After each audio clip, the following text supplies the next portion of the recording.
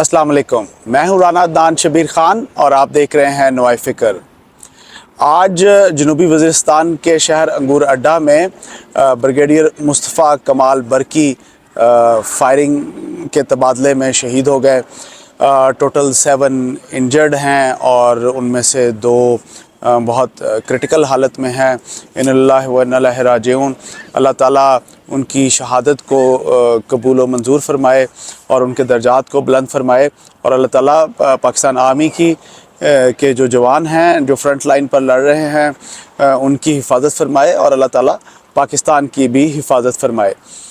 पाकिस्तान में इस वक्त ज़लज़ले के झटके भी महसूस किए गए, जिसका महकमा मौसमियात के मुताबिक जिसका सेंटर जो था वो अफ़गानिस्तान था और रेक्टर स्केल पर तकरीबन 6.8 उसको कैलकुलेट किया गया।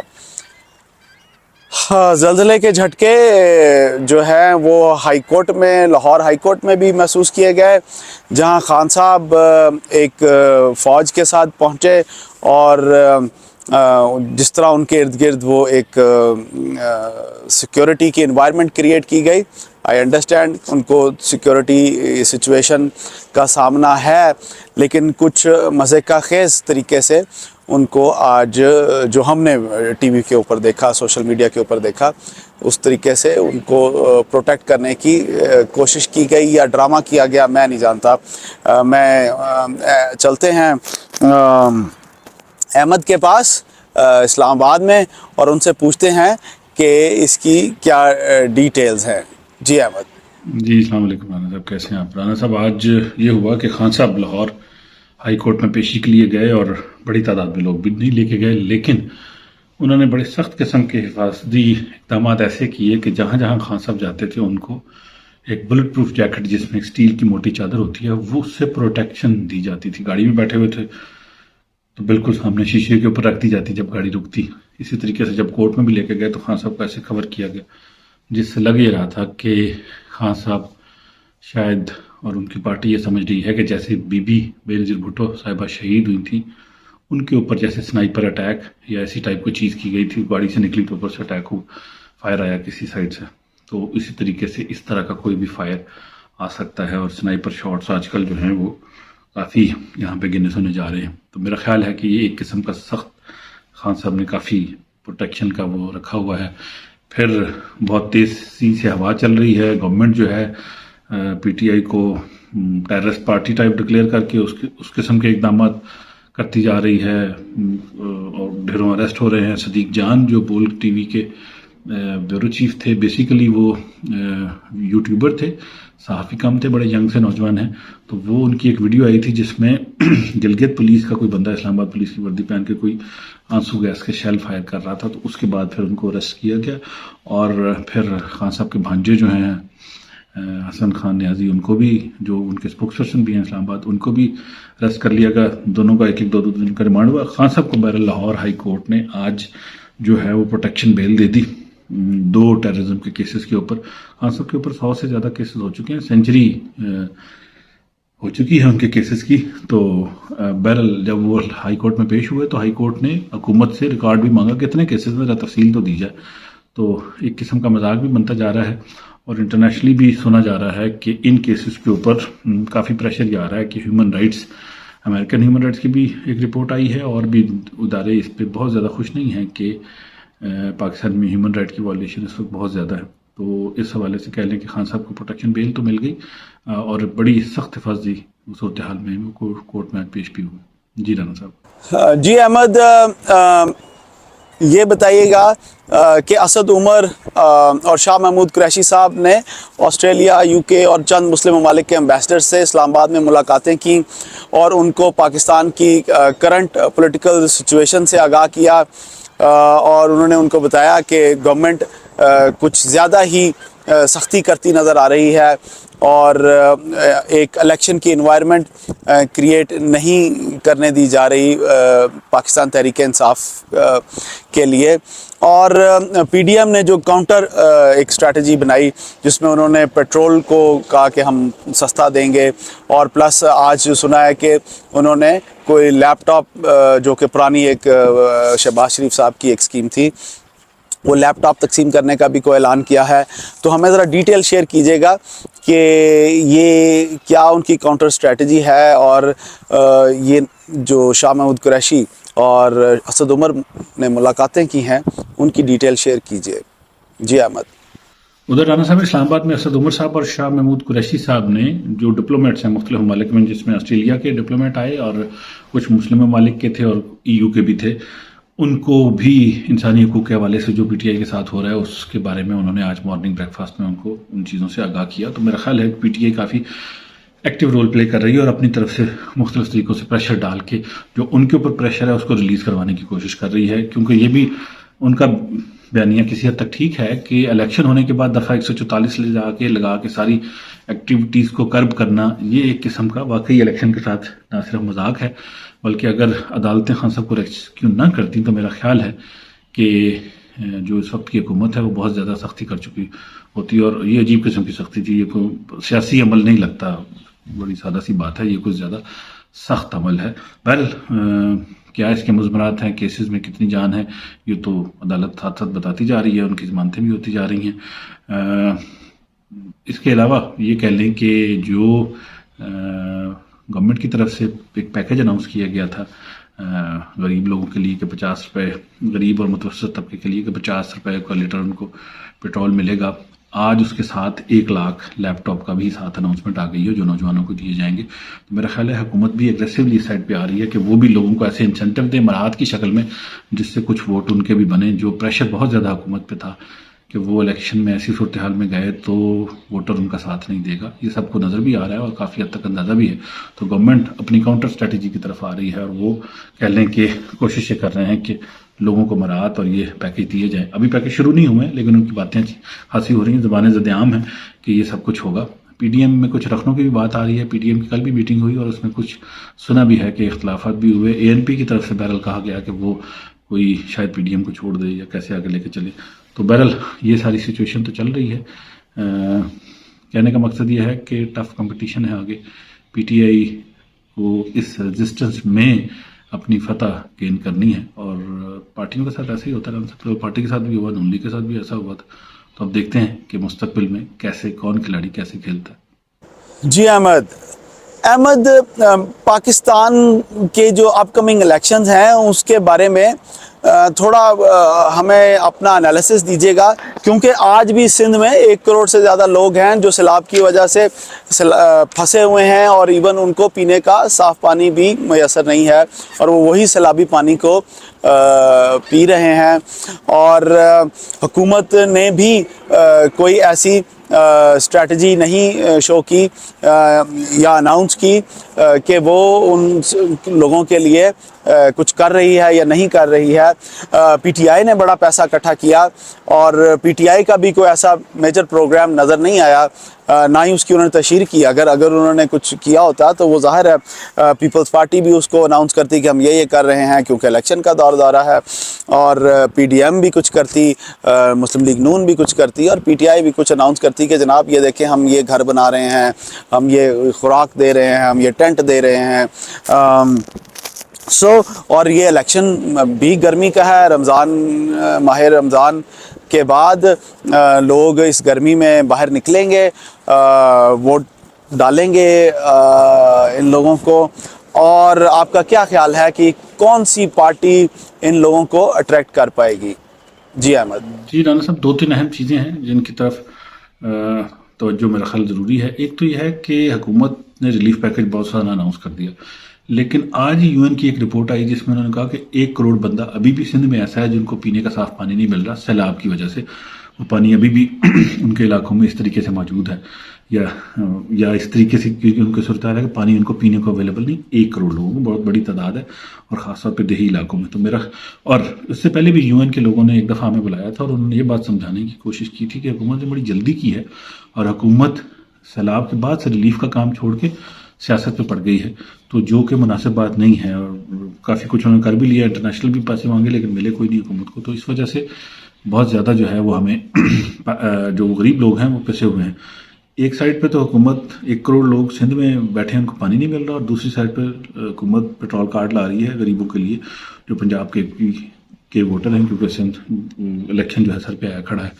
तो मेरा ख्याल है एक वाज़ेह किस्म की डिवाइड सी नज़र आ रही है कि एक साइड पे लोगों को पानी नहीं मिल रहा और दूसरी साइड पे आप रमज़ान के महीने में ख़ास तौर पे, और दूसरी साइड पे आप जो है पेट्रोल उनको फ्री देने जा रहे हैं। तो ये कह लें कि अच्छा खासा एक वो इशू है। साथ साथ ये भी सुनने में आ रहा है कि जो कह लें कि गरीब लोग हैं वो कोई बहुत ज़्यादा इस फेवर में नहीं हैं कि वो इस कह लें कि इलेक्शन के प्रोसेस में रूलिंग पार्टी को सपोर्ट करें, लेकिन जो कुछ जलसे हुए हैं उसमें भी पीडीएम ने अच्छी खासी जो है वो गैदर किए हैं लोग। अब जलसों से किसी हद तक तो हम ये अंदाज़ा लगा सकते हैं कि लोग वोट डालने आएंगे, लेकिन ये है कि ये पहली दफ़ा हो रहा है राना साहब कि ये वाला इलेक्शन जो पिछला गुजरा है और ये वाला ये गर्मियों में आ रहे हैं। इससे पहले हिस्ट्री में जितनी दफ़ा इलेक्शन हुआ है सर्दियों में हुए, तो गर्मियों का ये इलेक्शन जो है आसान नहीं होता, बहुत सबके लिए मुश्किल होता है वोटर को लेके जाना, और खासतौर पे बड़ी उम्र का वोटर जो है वो गर्मी में वोट डालने जाए, लंबी लाइन खड़ी होती है, कैसे बेचारा खड़ा हो, तो बड़ा मुश्किल हो जाता है। इसलिए टर्न ओवर जो है वो पिछली दफ़ा तो बढ़ गया था, अब इस दफ़ा देखते हैं कि कैसे हुकूमत मेंटेन कर पाएगी। अगर रमज़ान के फ़ौरन बाद भी इलेक्शन आ गया और आगे फिर मुसलसल गर्मियों का सीज़न है, तो बहर पॉलिटिकल एक्टिविटी जो है वो कम तो नहीं होने वाली। तो ये तो हीट गर्मियों में हीट तो बढ़ेगी और पॉलिटिकल हीट भी बढ़ेगी। जी राना साहब। अहमद, सुनने में आया है कि गवर्नमेंट जो है वो रशिया से कोई बातचीत कर रही है पेट्रोल लेने के लिए, और वो कोशिश कर रहे हैं कि किसी तरीके से फ्यूल की इस क्राइसिस को कंट्रोल करे। और मैं हमेशा कहता हूँ कि हर चीज़ जो महंगाई है वो हर चीज़ डायरेक्टली प्रोपोर्शन है फ्यूल प्राइसेस के साथ, क्योंकि आपने चीज़ें मूव करनी होती हैं और हर चीज़ पे फ्यूल इस्तेमाल होता है। और आपके फॉरेन सेक्रेटरी चाइना में बैठे हैं, और वो मेरा ख्याल सऊदी अरब से भी उन्होंने कोई बातचीत की है। आपके फॉरेन मिनिस्टर भी टेलीफोनिक राब्ते पे हैं मुख्तलिफ मुल्कों के साथ। मुझे लगता है कि जो रशिया की तरफ ये बातचीत कर रहे हैं, क्या ये IMF के प्रोग्राम से बाहर निकलने की बात कर रहे हैं या कोशिश कर रहे हैं? क्योंकि IMF ने पैसे वैसे तो अभी तक कोई नहीं दिए, वो हीले और बहाने इस्तेमाल कर रहा है।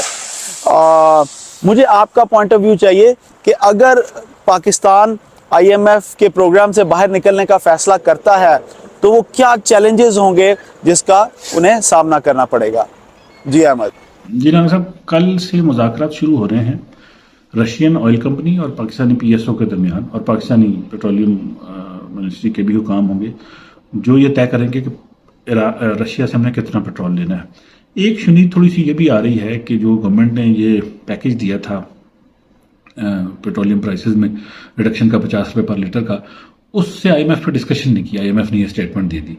तो लोगों का अब ये ख्याल आना शुरू हो गया कि हो सकता है कि गवर्नमेंट जो है IMF के प्रोग्राम से निकल जाए, जान छुड़ा ले, क्योंकि वो जो ये सुनने में आया था कि उन्होंने शर्त लगा दी कि अपना मिसाइल प्रोग्राम रोके, अदरवाइज हम पैसे नहीं देंगे। तो मेरा ख्याल है कि हमें बहुत दबा दिया गया था। पहले 7 बिलियन रिजर्व से 3 बिलियन पे आ गए और फिर भी हम IMF की मिन्नत तरले करते रहे, तो हमें कुछ भी नहीं मिला फिर भी।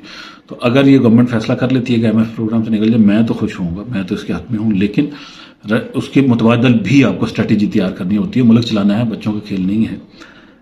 आप सऊदी अरब से कुछ तेल लें, आप रशिया से तेल की डील लें और उस पर अच्छा खासा सस्ता तेल लें, पूरी कोशिश करें, क्योंकि रशिया का तेल जो है इस वक्त $50 के पर बैरल के करीब चल रहा है, जो 73 पे था 50 पे आ गया है। और अगर आप मजीद कंसेशन ले लेते हैं तो आपको 40-50 के दरमियान मिल जाता तो बड़ी बात है, क्योंकि हमारे वजीर ने यह कहा था कि हमें 30% कम प्राइस में मिलेगा जितनी इंटरनेशनल प्राइस होगी।